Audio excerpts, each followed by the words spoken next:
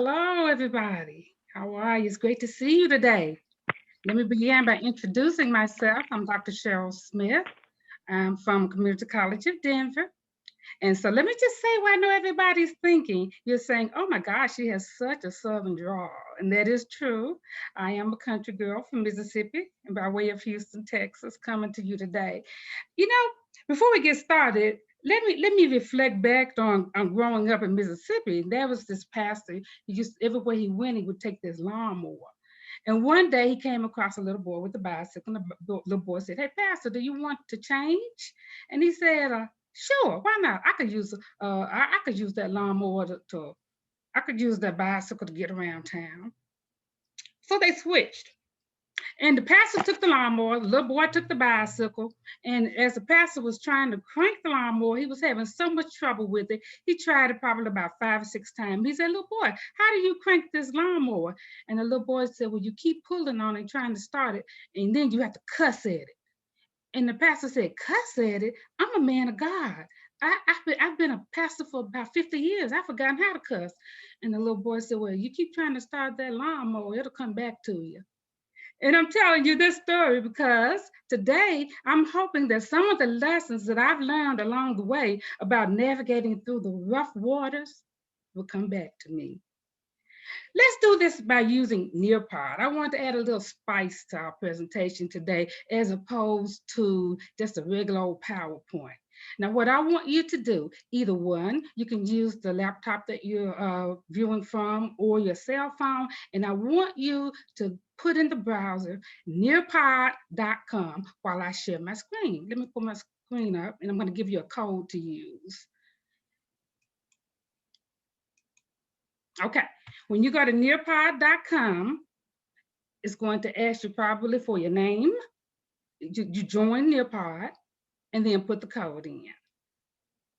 So while you're doing that, let me just kind of talk for a minute. Have you all noticed what's been going on in Houston, Texas? How would you like to be a leader right about now?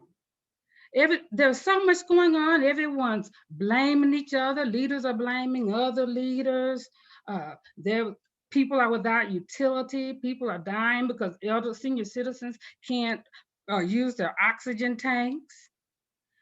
Then water's out. I understand that there was an apartment complex that was burning and they don't have enough water to put the fire out. They're afraid that it's going to go to another place. It's just total chaos. If you weren't able to get into Nearpod, don't worry about it. You can just watch the screen. So today we're going to talk about riding the current, seizing life by the sails while we navigate through the rough waters, but leadership in a time of chaos. Now, here's where Nearpod gets fun. I want to take a poll. And on this poll is asking, do you think that once that turbulence had begun in Houston, Texas, or the state of Texas, those rough waters, do you think that you could be an effective leader and guide them through it? Just a yes or no. And be honest. Just quick little leadership check. Could you guide them through it? Would you know what to do with no water? You've got people dying. You got people drinking snow or putting snow in the bathtub so that they can have enough water for their family. And I'm looking at my poll, and I have some people that say yes. They think they could get Texas through this. And then I've got some people that say, no, they're not sure. Well, let's continue on and see what else we've got here to talk about. In 2016, a scholar by the name of Burns, he created what's called the chaos theory. And he said that external forces can influence important decisions and cause so much disruption within a company. But it's in those times when that chaos appears that the true leaders will emerge. And as we go through this presentation, I want you guys to understand that it is easy in the good times to be a leader. But just like in Texas, what about in those times of chaos? Oliver Wendell Holmes said, a mind once exposed to a new idea, never regains its original dimensions. And if you for 1 minute think that our lives and our way of doing business will not change, especially after COVID, then you're sadly mistaken, because it will. You see, it's those turbulent times, our class, that builds great leaders. And maybe we shouldn't just always look at it as a turbulent time. Maybe we should look at it as an opportunity, a time to transform a mess into success. You know, right now, with all of this COVID and Capitol Hill riots, we're in difficult economic times. And when you believe that you're on exactly what a clear future looks like, a good path, and just when you think things are about to return to normal, for some reason, life always throws you a curve. You know, I once heard it said that the best laid plans of mice and men often go astray. But I say that things will not go back to the same, because once a mind has been exposed to a new dimension, the way of doing things are very difficult to go back to. It was the summer of 2015. I reported to work that day at the airline. I'm a retired airline manager. And the place was in total chaos. Computers were down, customers' data was compromised. Hundreds of flights were just sitting out there on the tarmac. They had been canceled across the United States. The computers were hacked, and people were irate. The passengers were irate. Some passengers were screaming so hard that they were literally spitting in people's faces. And the airline lost millions of dollars that day. You see, in a situation like that, leadership is the face of the company. In times of chaos, an effective presence is needed, or a disaster is just sure to prevail. But let me go a little bit further and tell you about that day. Banged and bruised, the carrier that I was working for emerged out of that situation like a champ. You see, I was one of the leaders on duty that day. And as I mentioned earlier, people were literally spitting in our faces, and it was very difficult. We had to use a lot of soft skills to try to calm them down. You know, maybe it was a quick thinking of one leader who said, despite the computers being down, we're going to resort to the old way of doing business. We're going to, instead of checking passengers in on the computers, we're going to use pencil and paper. Can you imagine that? 2015, talking about using pencil and paper to check a passenger in? Maybe it was a quick thinking of a leader who said, let's move some of these passengers to another carrier. Since we can't operate and we're locked down, let's put them on another carrier. Or maybe it was a leader who used soft skills, who's tried to calm the passengers down, tried to keep them informed on what was going on, keep them updated, just show complete transparency, just show that they care. But through all of that chaos, the thing that I learned that fateful day above all else is that leadership, true leadership, does not always have to come from that person that's got that badge on that says manager. True leadership can come from the cleaning crew. You know, sometimes people lead from the front, people can lead from the middle, and people can lead from the rear. It was a day that I'll never forget. But you know, on my journey of leadership, there are some things that I learned that I'd like to share with you. A couple of things that I took from John Maxwell, who's one of the greatest leadership experts ever. And one thing John Maxwell said, he said, you should lead the organization with a long view. Now, what do you mean by that, Dr. Smith? Well, when you're going to lead an organization by the long view, As I mentioned earlier, it's easy to lead when everything is going well, but we must position ourselves to lead for tomorrow in mind. Keep tomorrow in mind.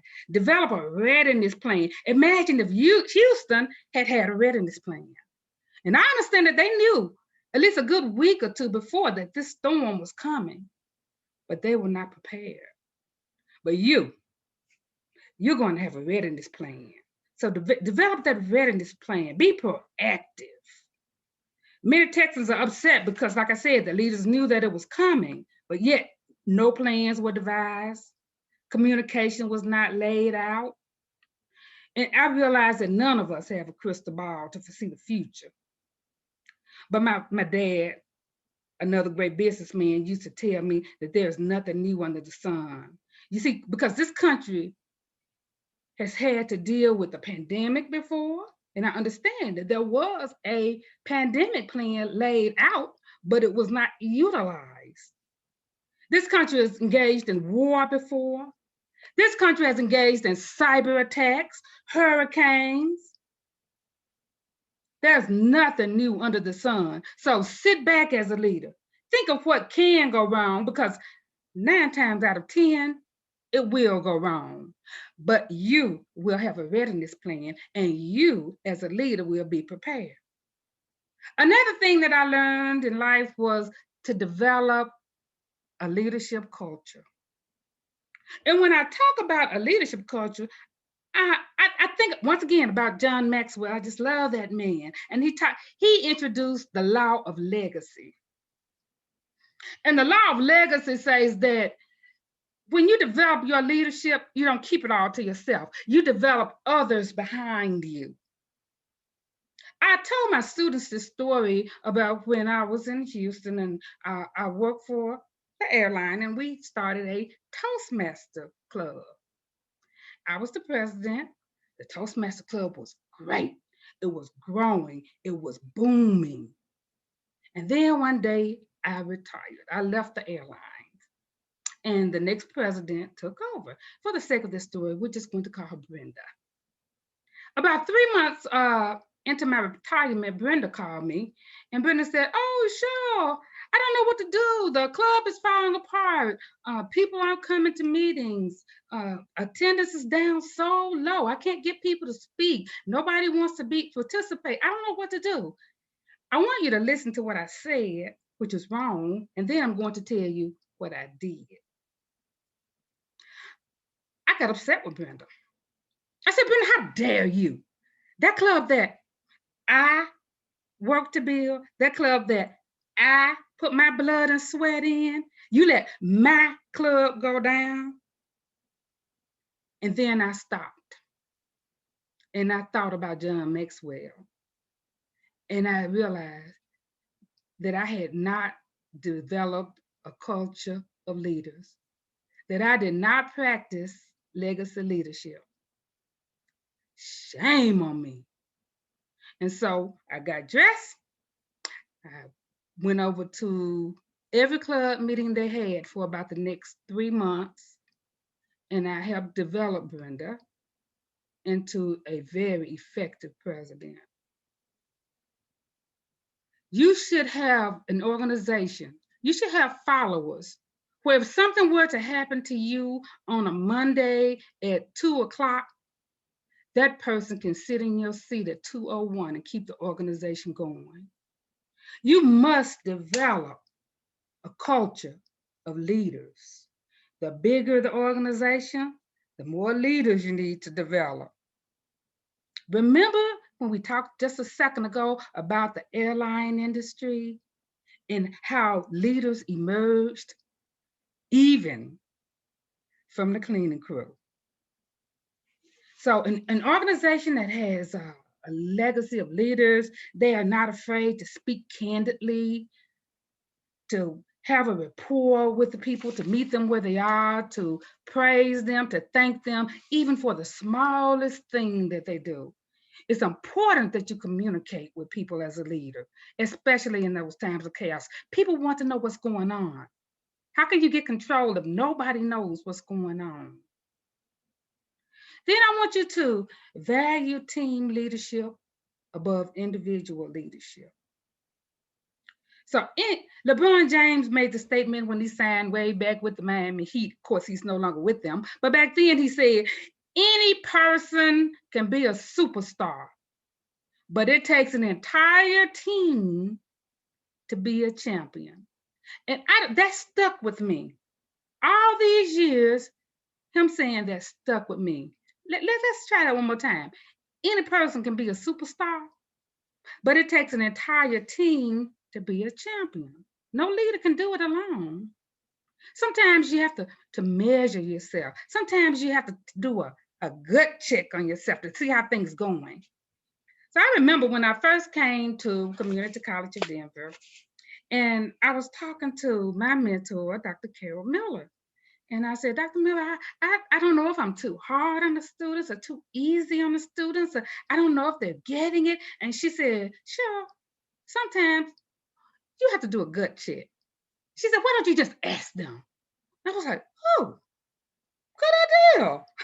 I never thought about that before. So I began asking the students, do you think the class is too easy? Do you think the class is too hard? They would give me their honest answers. What would you like to see me do that a change? Or what would you like to implement in the class? I had to do a gut check. And I still to this day do it. And if it requires modifications, then I make those necessary modifications. And as leaders, that's what you have to do. You have to make those necessary modifications. And while you're making those modifications, I want you to make sure that you let your team, chaos or not chaos, let them know how much you care. Because people don't care how much you know. People want to know how much you care. And my students have heard me say time and time again, once you develop a good rapport, people will work for you. People will be glad to link arms with you and say, times are tough. These waters are really throwing me right now. But we believe in our leader and we can get through this. We can and we will get through this. So value leadership, value not just for yourself, but for your entire team. All airplanes need to be trimmed. Well, that's true. And I know you're probably wondering what I'm talking about. But before I tell you about trimming the airplane, there's one thing I forgot to mention. And I'm going to talk about it a couple of times here, and that's making adjustments in life. And I was telling you about how Dr. Miller told me to do the gut check, and how when I did the gut check with the students, I come back and I make the necessary adjustments. And as I was sitting here talking about that, I started thinking. I was thinking about Hurricane Katrina, a time of chaos, a time of chaos. Some of you may be too young to remember that, and some of you may remember it well. But when that hurricane hit, there were so many businesses that were floating out there in the Gulf of Mexico. I told my students again, I said, some of them were able to say, okay, so my business is floating away. I'm just going to readjust. I'm going to start it over bigger and better.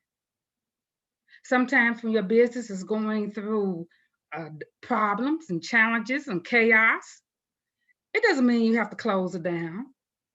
It means that you may just need to make some adjustments. Instead of trying to have a business with rent over in a place like Cherry Creek, maybe you need to move it to Glendale. Instead of buying a fleet of automobiles, maybe you just need to rent. Make the necessary adjustments. I'm bringing up my dad again. My dad told me this story a long time ago about an old farmer who had a mule. And the mule slipped and fell into the well. And so the farmer tried and tried and tried to get the mule out the well until he just gave up. He said, you know what? I'm just going to make this well become that mule's graveyard. So he started digging. He took a shovel and he started digging dirt and throwing it over in the well. And as he was throwing the dirt over in the well, the mule would just shake it off. He would throw in some more dirt. The mule would just shake it off. Finally, the dirt started getting so high, the mule would just start packing the dirt down. He just started packing it down. The man was throwing the mule was packing it down. And before you know it, that mule stepped out of that well because he made adjustments. He didn't take that dirt being thrown on him as a grade. He took it as an opportunity to get out of there. Now, let's get back to this thing about trimming airplanes, excuse me. Oh, let me back up. I have a near part for you first. This near part says, write a brief statement that identifies what you feel will be your next storm at work or in class. And then think through the strategy you'll use to make the necessary adjustments to get through it. So think about a storm or something that you feel that might be coming up. It could be in your life. It could be in your workplace. It could be in your class. And I'm not asking anyone to write a book, but I just want you to think, and no one can see this but you. Think about what you would do. Let's take a second. If not, we can just keep on going. But if you want to share, you probably can see it on my screen. But if you want to share, that's fine. If you don't, that's fine as well.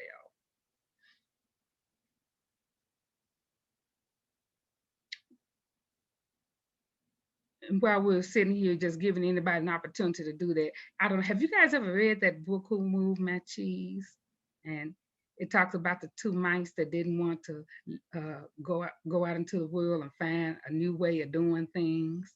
And one of them finally did. But the lessons in that book is about change, and it's about embracing change and accepting change, because change is going to come and everything must change. We have to embrace it. It's inevitable.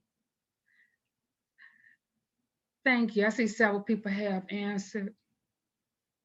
And you know, Heather, you're talking about balancing work life, school balance. And that is a big topic. That's a big topic, you know, especially among women, you know, with children and trying to work.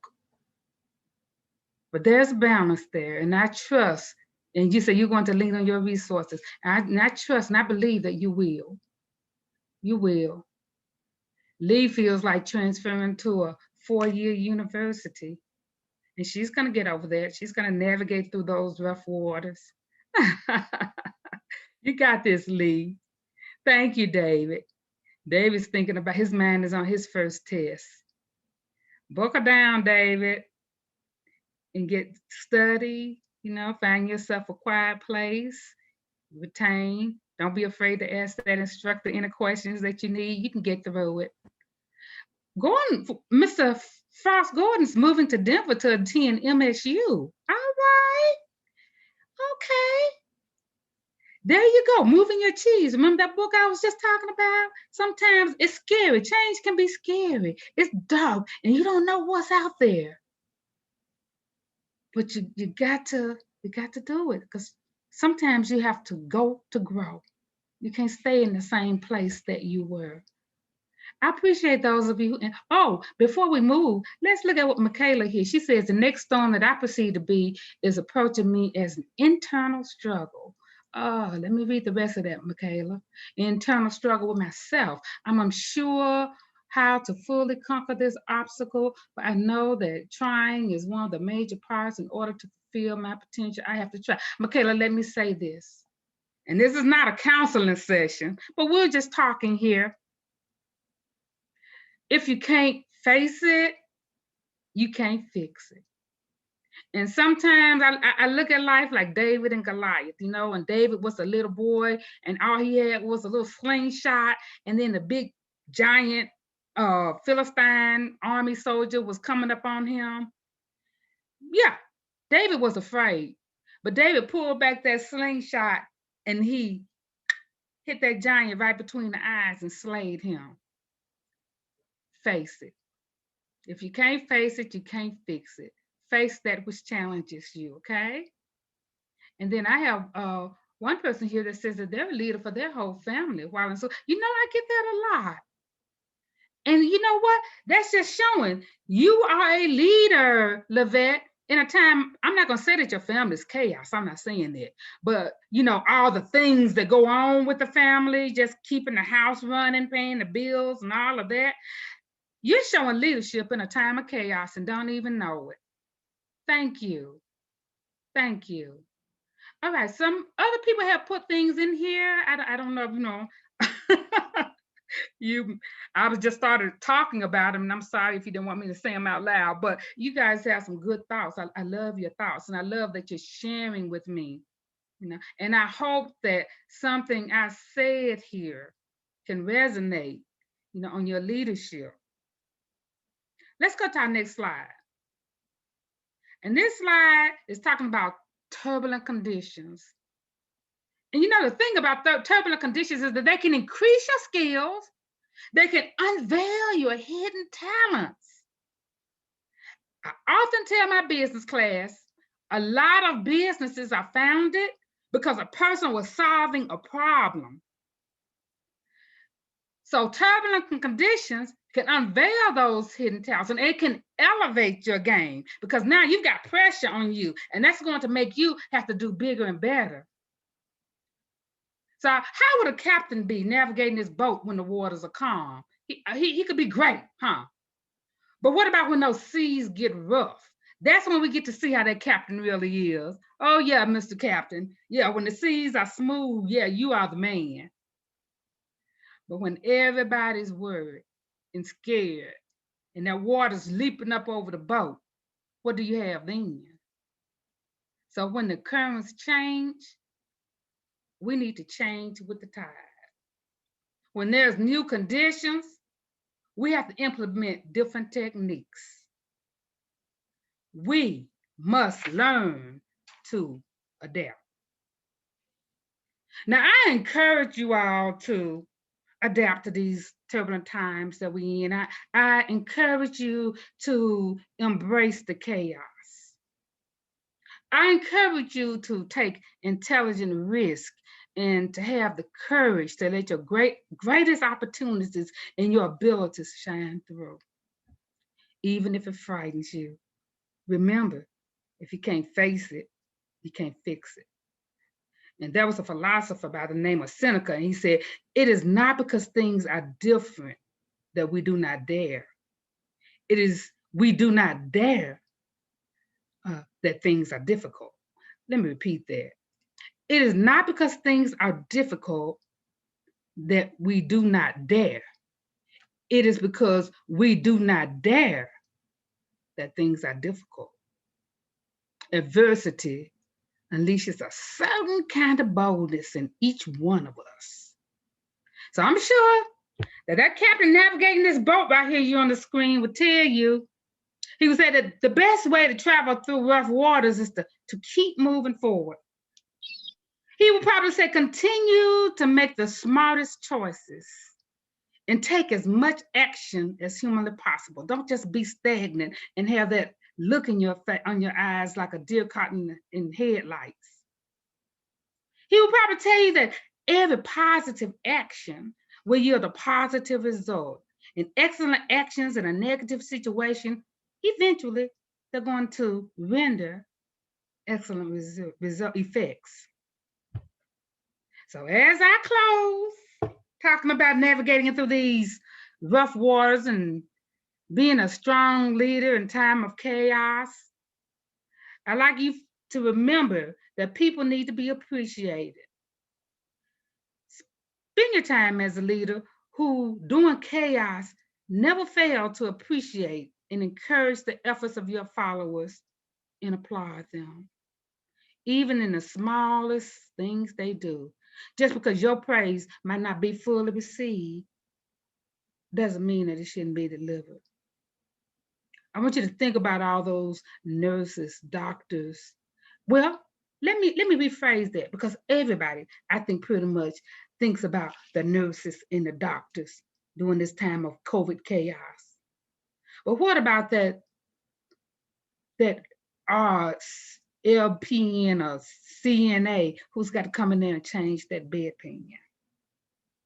What about that person that's got to come in there in that COVID room and empty that garbage can or mop that floor? There's no big eyes and no little U's. Everybody should be appreciated, and everybody is needed to get through the storm of life. As I leave you, if you don't remember anything else that was said here today, I want you to remember that in your leadership journey, no one will remember what kind of car you drove. No one will remember how big your house was or how big your bank account was. But what they will remember is how you were as a leader, especially in a time of chaos. So at this point in the conversation, I ask, are there any questions? If you don't want to ask out loud, you can just type it in and I'll see it. And I hope that I said something here today that you can use, that will stick with you.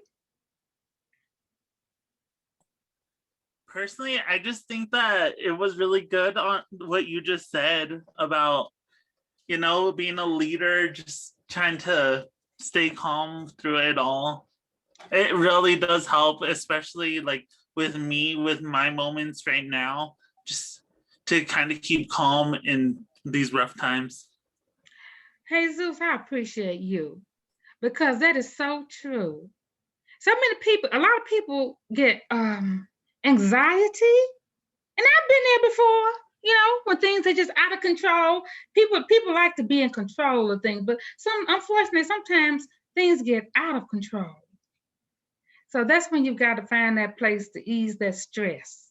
You know, I joke with my class a lot. I see a few of my students out there, and I always tell them, "Oh, I go and I drink my 2-buck chuck," and I'm exaggerating a lot. But whatever it is, if you've got a squeegee ball or just stopping and sitting and thinking or drinking a Coke, whatever. Sometimes you just got to find that place of comfort for you. One of my greatest places of comfort, I have some little grandkids. They're not here in Denver. COVID's got us separated. But when I hold them, it's like I have no problems in this world. Lee, I appreciate you. I appreciate your comment. She said, thank you for being such a great example of leading in a time of chaos. I appreciate you. And Michaela says, do you believe that this philosophy can be applied at all ages? So Michaela, when you're saying that, I'm wondering if you're talking about young children, because, you know, little children, everything's wonderful in the world to them. At least that's the way it should be with little kids. You know, I've heard a lot of people say, oh, we didn't even know we was poor growing up. But I think that I'm talking to anyone who is a leader, who is or is aspiring to be a leader, and then there are nuggets in here that you can just use in life. You know, whether you're a leader or not, you still need to treat people with dignity and with respect. You still need to follow that golden rule, like our parents used to say, treat others as you would want others to treat you. So I guess the answer to your question, yes, all ages. Michaela, you got me talking now. You know, my oldest son, great guy. He's like 36 now. But when he was in high school, the only problem I had with him was he tended to talk back to what I call his elders. And I would say, son, you can't talk to adults like that. They don't respect me. I mean, we got through it. I had to hit him upside the head a couple of times. Don't call child support, what you call it, protective services on me. But I had to pop him a couple of times. But, you know, I had the hardest time getting him to learn that he understand that he needed to respect his elders. You know, sometimes, yeah, they may say something to him that wasn't right or could be deemed as disrespectful. But at the end of the day, Those people have been here. They have walked the walk. Some of you may not agree with me. You may say, yeah, your son was right. He shouldn't have taken it. But that was the way that I was brought up. You got me all off on another note there. I'm looking at Jonna. Jonna says, when you took Ms. Miller's advice going to your students, did you get the answer you expected? I'm sure you did, because I think you're a great instructor and you make me want to come to class. Okay, you guys, so I've been busted. I've got a couple of students out there. You know, Jonna, all the time, we should not look for the answer that we want, but we need to look for the honest answer, because those are the things that make us grow. You know, I've often heard people say, oh, I've got this issue and I'm going to pray on it, and I'm going to wait for God to tell me an answer. And then they get into the situation and the situation is not what they thought it was. And then they're like, well, I prayed on it and God told me. But did you listen to what God told you, or did you listen to what you wanted to hear? So answering your question, I never really got anything that was just total negative or derogatory. I got a little bit of constructive criticism. I remember one girl back then, I didn't use DT2L to its fullest extent. And she was like, Professor Smith, can you take more advantage of D2L? Professor Smith, no, I think the class is just right. I don't think it's too hard or too easy. I think it's just the right pace. I have had students tell me to slow things down. Once again, that's why it's called constructive criticism. And when you put something out there, you got to be prepared for the answer. And you can't get mad with that person for not telling you what you want to hear.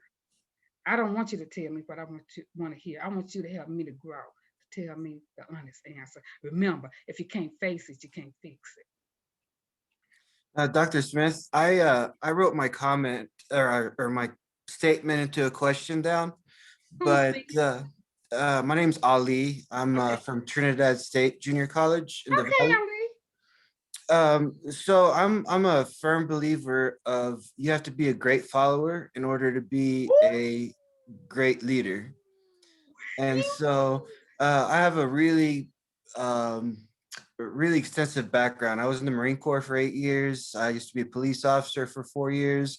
And so I have extensive background in following and leading a great deal of Marines into war and everything like that. So what do you think? Is that a true statement that you have? I say that all the time, Ali. Okay. I say that all the time. You cannot be a great leader if you can't be a great follower. I say that. I 150% agree with you. And I think you said it all. I'm not even going to expand on that anymore. But he is totally right. If you can't take instructions, how do you expect to give instructions? Exactly. Thank you for sharing that with us. Yes, ma'am. Let's see. So we talked about work-life balance. Lee made her comment. Michaela made her comment about philosophy, ask her questions rather.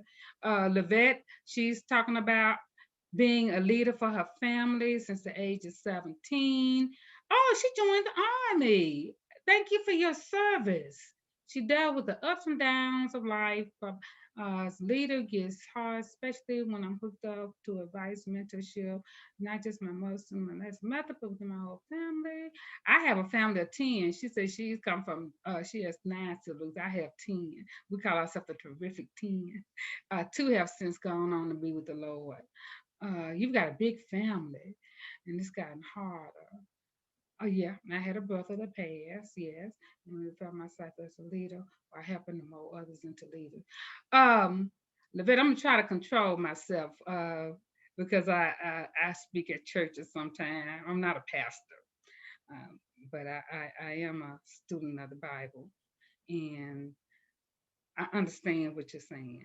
And be careful who you talk to, because there are people out there that can just give you bad advice, just like there's people out there who can give you good advice. So when somebody tell you something, you take that and you go and pray on it. You know, I also, like I remember I said too, we were a terrific 10 and now it's 8 of us left. So I understand. I understand when you lose that sibling. I understand. You know, I am not trying to put any kind of religion on anybody or my beliefs on anybody. I respect whoever you worship because anything that's good, anything that's good. But I ask that you seek that higher power, be it Allah, be it God, whomever. Just seek that higher power to get you through. Apparently you're a very strong woman, and I admire you. I'm going to give you guys my information on the last slide. And if ever you want to reach out to me, you can. Yeah, see, Javina was just asking that. It's on that last slide. I'm going to show it to you before we leave. What time is it? I may be running over. Okay, I got 5 more minutes. Thank you, Ali, for being the follower. Thank you, Lou, who enjoyed listening to me. I'll give you that $5 later. Put me your Cash App in here. Dr. Yes. Smith, can I make a comment? You can, David. Name's David Squenz. I'm from Pueblo Community College. When I was going through my MBA program, one of my questions on one of my exams was to provide the name for the janitor. It was an actual question. It was an actual question. I was the only one in my class to get the question right, and everybody else had to take a picture with the janitor in order to receive credit. And it kind of puts to the point where, anybody could be a leader and to get to know everybody within the organization and build those relationships. So, I appreciate you kind of referencing that and everything. So I just wanted to kind of comment on that. And, that is something that as a business leader, you're going to need to do and, and have that skill set. So, and I also wanted to say thank you for your leadership through this transition and for your presentation. Thank you so much. Oh, David, I appreciate you so much. And David, you just spoke volumes about yourself. You said you knew the name of the janitor. Oh my God, that's just awesome. I'm so proud of you. Sometimes people tend to ego trip. They get to a certain place and they look down their noses at other people. But just like LeBron James said, anybody can be a superstar, but it takes that whole team, to be the hero. It takes that janitor that's cleaning that building, empty those garbage cans where you can come in there to a nice clean room every day. One of my best friends before we went to COVID was a janitor at CCD. I said, I have to be nice to this man because I want my office to be clean. And he was the greatest guy. Oh my gosh, he was the greatest guy. I was like, I'm voting for him for president. So look, there's my number, if you call my office, of course, we're not in the office, but it goes to my voicemail. And so my voicemail is like linked to my laptop. So, and which generates as an email. So I will get the message if you call me. I'd love to hear from you. We don't have to let it stop here. We can, I text. I'm a big texter. So once, we establish contact, I'll give you my number and we can text, talk about business. Don't be like that one student. I had one student, he insisted on texting me at 9 o'clock every night. Well, not every night, but when he wanted to talk. And I always tell my students, I say, you guys can text me anytime you want to, but don't text me after 9 o'clock. So the first night, my husband said, who's that texting you? And I said, oh, it's just a student. He's asking a question about class. No problem. After like the second, third time, my husband said, who's texting you at this time of night? I said, oh, it's that same student. He went to class with me the next day. So I don't want my husband to come to class with me, so don't text me after 9 o'clock. You guys have been awesome. And I guess this is what we have a partner the ways for now. I'm going to say, see you later. I'm not going to say goodbye. I'm going to say, see you later. Real quick, I do want to say one thing to you real quick. Thank you so much. Because I'm still kind of in the learning process of being a leader. Because I'm the president of the student government over here at Trinidad State Junior College on the Valley campus. And what you said today, it's really going to help me a lot because I'm still trying to learn on how to be a good leader. So I'm gonna take all these words like every day. Oh, that's so sweet. Oh, I remember you. Okay, guys, you guys are awesome. I enjoy being with you. And like they say on TV, I love you, and there ain't nothing you can do about it. Okay, I gotta go. I think my time is up. So I'm gonna leave. I'm gonna end the call. You guys take care. Thank you. Okay. Thank you so bye-bye. much.